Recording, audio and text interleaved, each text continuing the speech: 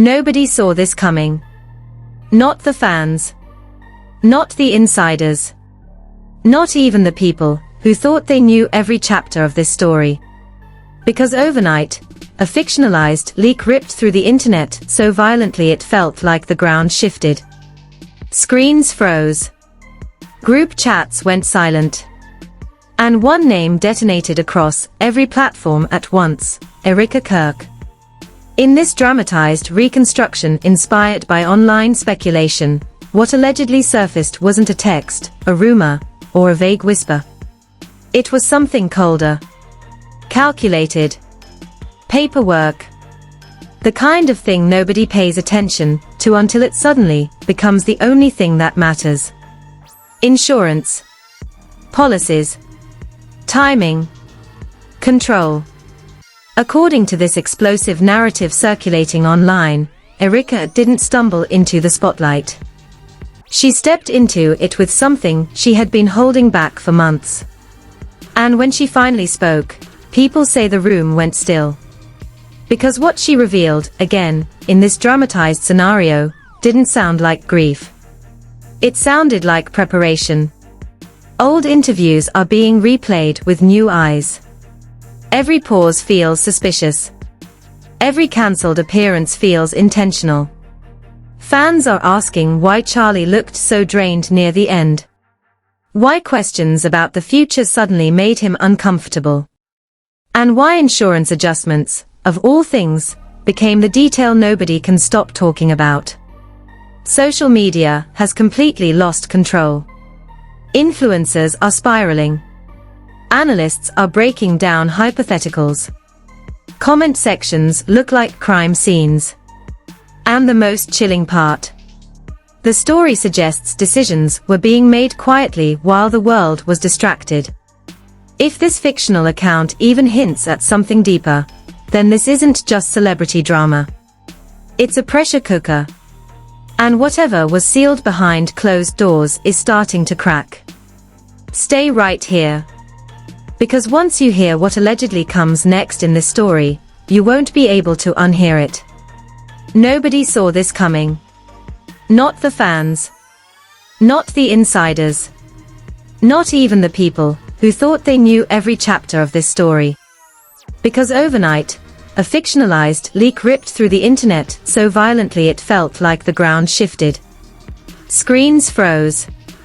Group chats went silent. And one name detonated across every platform at once: Erika Kirk.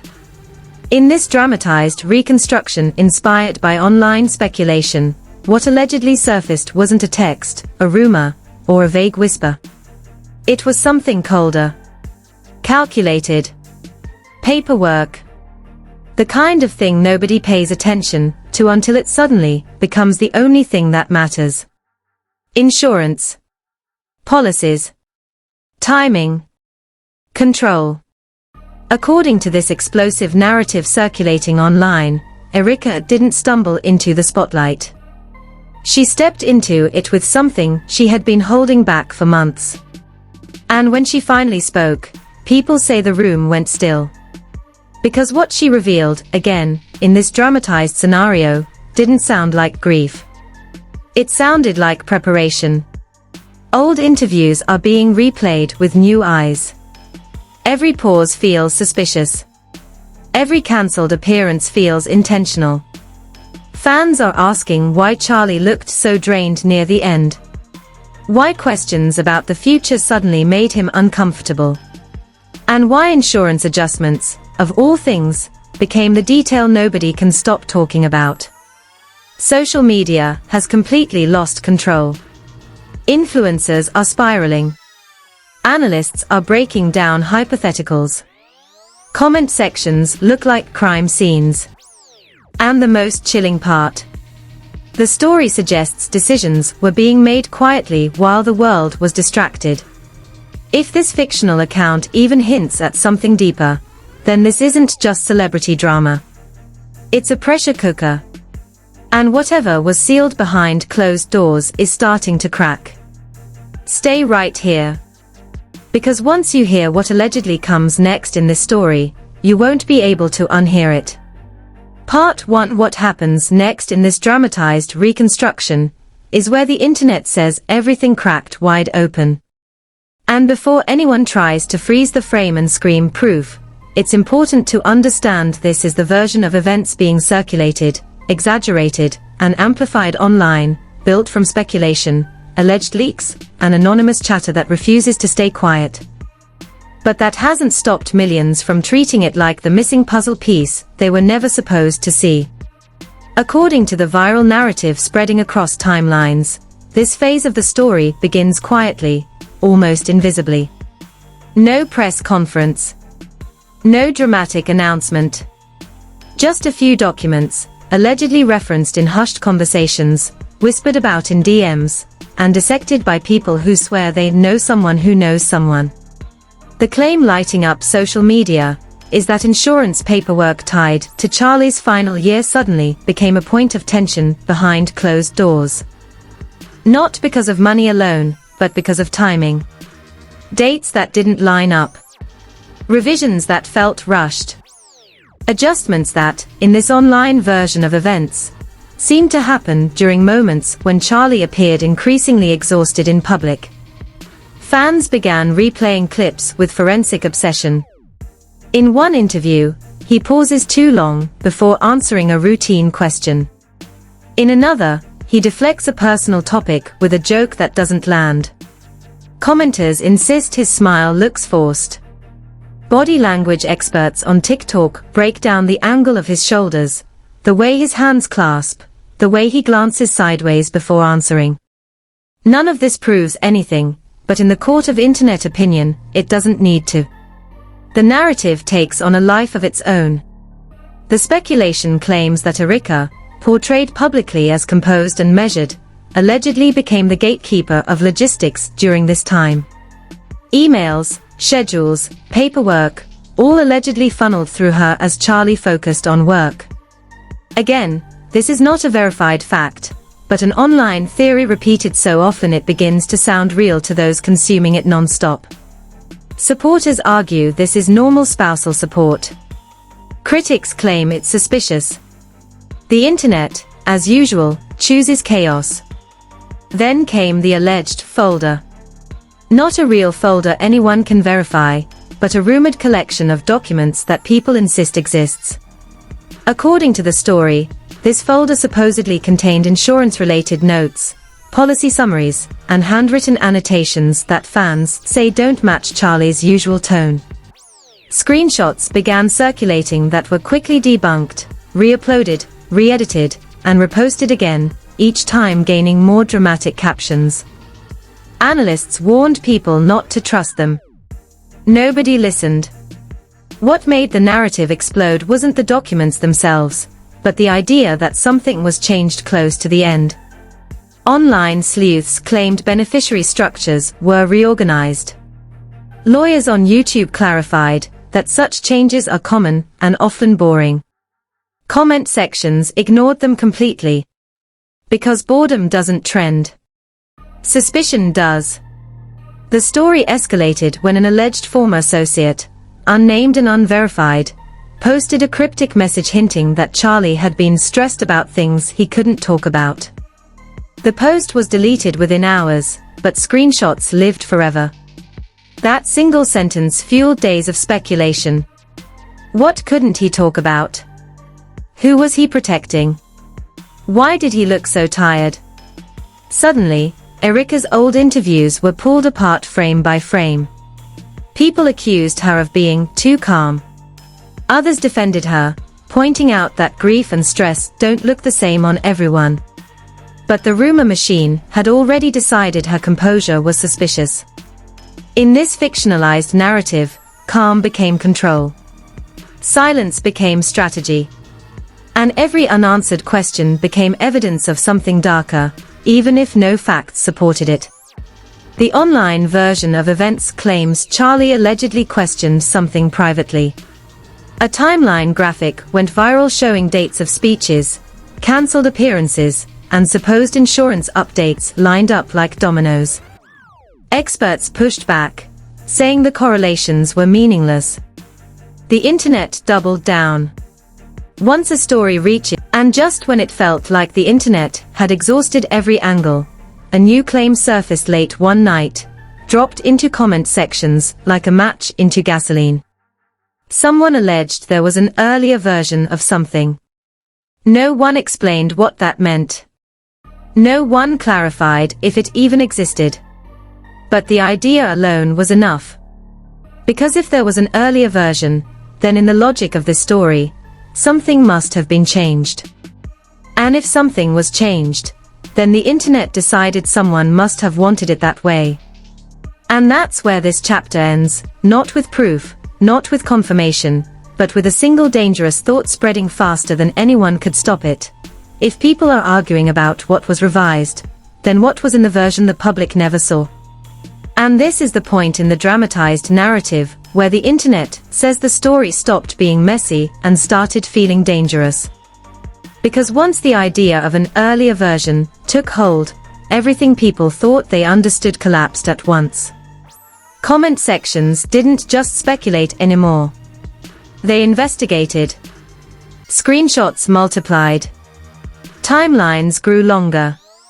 And suddenly, 1,000 creators were racing each other to be the one who figured it out first. According to this fictionalized online reconstruction, the rumor wasn't just that something existed before, it was that the public version was sanitized.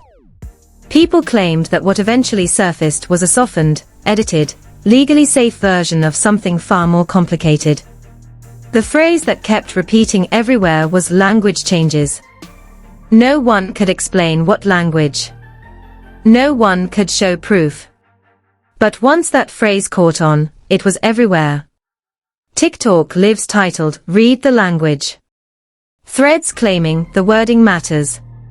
Videos whispering, they changed the tone. The speculation exploded when a self-proclaimed financial analyst went live and claimed, hypothetically, that certain insurance policies can include contingency language most people never notice. Again, this was framed as general information, but viewers immediately applied it to Charlie's situation. Clips were cut out of context and reposted with captions implying things the speaker never actually said. The damage was instant. Suddenly, words like contingency, authorization, and representation were trending alongside Charlie and Erika's names. Then came the alleged emails. Not real emails anyone could authenticate, but screenshots of screenshots of screenshots. Some had cropped headers. Others had blurred sender names. Each one contradicted the last, yet people treated all of them as equally valid. In this online version of events, one message supposedly referenced urgency. Another allegedly mentioned stress. A third hinted at someone acting on behalf of the family. None of it could be proven, but it didn't matter. The narrative was already running faster than facts could catch it. The most explosive moment of this phase came during a primetime live stream, when a well-known commentator paused mid-sentence and said, "I was shown something I can't show you." That was it. No context. No evidence. Just that sentence. The clip went viral in minutes. Viewers claimed you could hear fear in his voice. Others said it was performative. Either way, the effect was catastrophic. People decided that if something couldn't be shown, it must be devastating. At the center of all of this sat Erika, silent. In the dramatized narrative, her silence became the loudest sound of all. Every post she didn't make was analyzed. Every comment she disabled was treated like a confession. Every public appearance she avoided was framed as running. Supporters argued she was protecting herself from harassment. Critics insisted she was hiding. The truth was unknowable, but the internet doesn't wait for truth. It fills the gaps with imagination. Old footage was weaponized. A clip resurfaced of Erika answering a question slightly before Charlie did. Another showed her touching his arm as he spoke. In isolation, these moments meant nothing. In context of the rumor storm, they were labeled control. Body language breakdown videos hit millions of views, each one more confident than the last, each one presenting opinion as analysis. Psychologists begged people to stop. No one listened. Then the story took a darker turn. An anonymous account posted a thread claiming Charlie had been pulling away from certain people near the end. Again, no names, no receipts, just a tone of certainty that made people believe it. Screenshots spread before the post was deleted. Fans began asking why some former associates hadn't spoken publicly. Silence was interpreted as guilt. Statements were interpreted as deflection.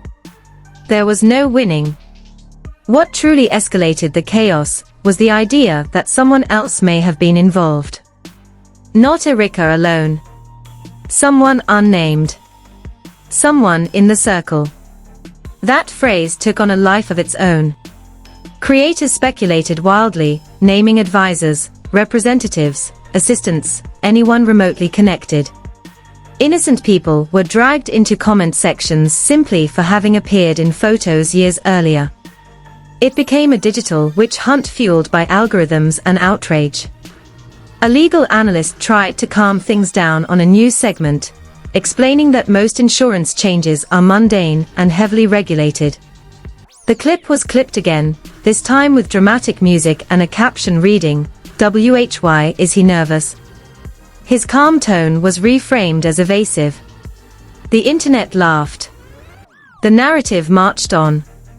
Then came the moment that split audiences down the middle. A blurred image circulated claiming to show handwritten notes on a document. No one could verify the handwriting. No one could verify the document. But people swore they saw words like later and discuss. Enhancements were applied. Lines were drawn. People convinced themselves they could read erased text that may not have existed at all. It became a Rorschach test for belief. Those who already suspected wrongdoing saw confirmation. Those who didn't saw nonsense. At this stage of the dramatized story, even neutral observers began backing away. Commentators started saying, "Something about this feels off." Not because of evidence, but because of intensity. The internet wasn't just curious anymore. It was hungry. And hunger doesn't care who it hurts. The final escalation of this section came late at night, when a burner account posted a single sentence, before disappearing again, "You're focused on what changed. You should be asking why it mattered." That sentence hit like a bomb. Because if something mattered enough to change, then in the logic of this story, it must have threatened someone. And if it threatened someone, then the next question became unavoidable.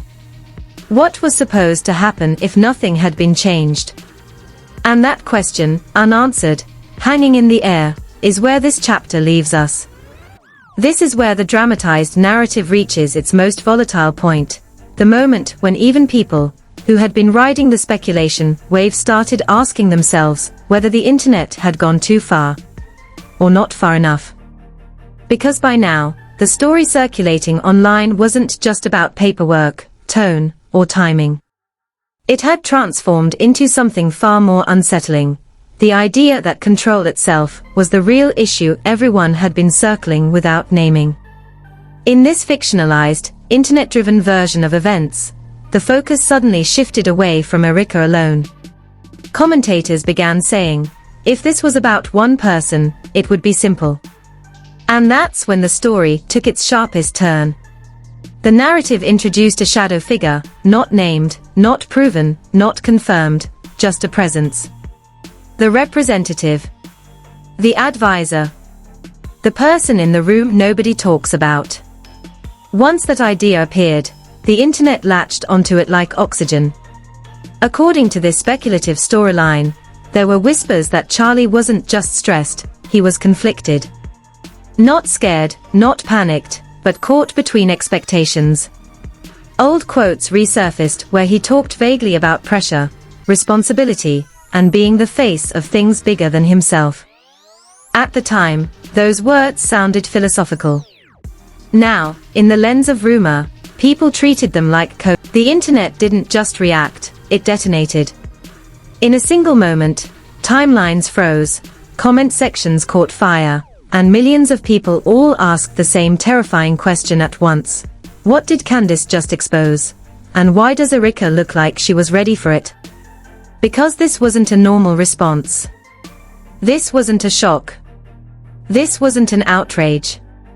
This was the calm of someone who knew the blast was coming, and still didn't flinch. Late last night, Candace dropped what she called evidence. Not opinions. Not vibes. Receipts. Alleged screenshots. Alleged voice notes. Alleged messages that were never meant to leave a private circle. And within minutes, Erika Kirk reacted in a way that made people's stomachs drop. No denial. No clarification. Just a cryptic response that felt less like innocence, and more like strategy. Fans immediately noticed it. Critics circled it. Insiders went silent. Old videos resurfaced. Deleted posts suddenly mattered. And social media erupted with one chilling theory: if there's nothing to hide, why does this reaction feel like containment? Because this wasn't just drama. This felt like a dam cracking. A perfectly polished image under pressure. A feud that suddenly looked less like beef and more like exposure. And as people began stitching timelines together, one thing became impossible to ignore: this story didn't start today. It's been building quietly, carefully, and allegedly on purpose. And now, the silence is louder than any accusation. The evidence is circling. And whatever Erika is being accused of hiding, might be far bigger than anyone is ready for. It didn't begin with a shout. It began with a pause, the kind that makes your chest tighten before something goes terribly wrong. Candace Owens' timeline went dark, and when it lit back up, it wasn't with commentary or outrage. It was with evidence. Alleged evidence. Cold. Sparse. Surgical. And the moment people realized what they were looking at, the internet shifted from curiosity to panic. Because these weren't vague accusations. These were names. Dates. Screenshots. And one repeated implication that refused to go away: Erika Kirk had been hiding something for a long time, and now the door was cracked open.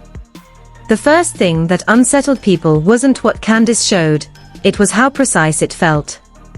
A single image of a private message thread, partially blurred, allegedly pulled from a closed circle chat.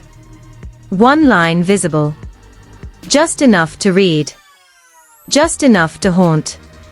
It referenced a draft that should never be seen and mentioned someone by name, a name Erika's team had publicly claimed didn't exist. That contradiction alone sent fans spiraling. Because either Candace fabricated everything, or Erika had lied before this even started. And then came Erika's reaction. Not a denial. Not a statement. Not even a defensive posture. Just a calm, almost poetic response posted to her story, the kind of sentence that looks inspirational on the surface, but reads very differently when you're under scrutiny. People expected anger. Or at least confusion. What they got was composure. And composure, in moments like this, doesn't feel reassuring. It feels rehearsed. Within minutes, Twitter turned into a crime board. Users began pulling old clips, archived posts, forgotten interviews. They noticed patterns they hadn't before. Times Candace was conspicuously absent from events she had once been front and center at. Moments Erika spoke about protecting the circle and guarding the mission, phrases that suddenly felt loaded. TikTok stitched videos side by side, comparing public praise with alleged private dismissal. And the comments all asked the same thing in different ways. If Erika has nothing to hide, why does this feel like damage control? Behind the scenes, insiders allegedly started whispering. One anonymous account claimed Erika's inner team had gone into lockdown mode hours before Candice posted. Comment filters activated, messaging paused, approvals centralized. Another claimed staffers were instructed not to engage, not to react, not to confirm or deny anything. Just silence. Strategic silence. The kind that lets a storm pass while hoping people get tired. Candice didn't let that happen. She followed up with context, not more screenshots, but a narrative. She spoke about trust. About being welcomed into rooms where decisions were made quietly. About realizing, too late, that some alliances aren't partnerships, they are surveillance. She said she had once defended Erika when others questioned her methods.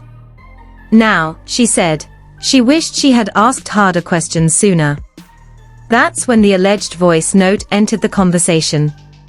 It wasn't released cleanly. Just a clip. Low quality. Heavily debated. But the voice, if it was real, sounded dismissive. Strategic. Almost bored. It spoke about longevity. About how loud people burn out while elegance survives. No name was spoken, but nobody doubted who it was about. And once that audio circulated, something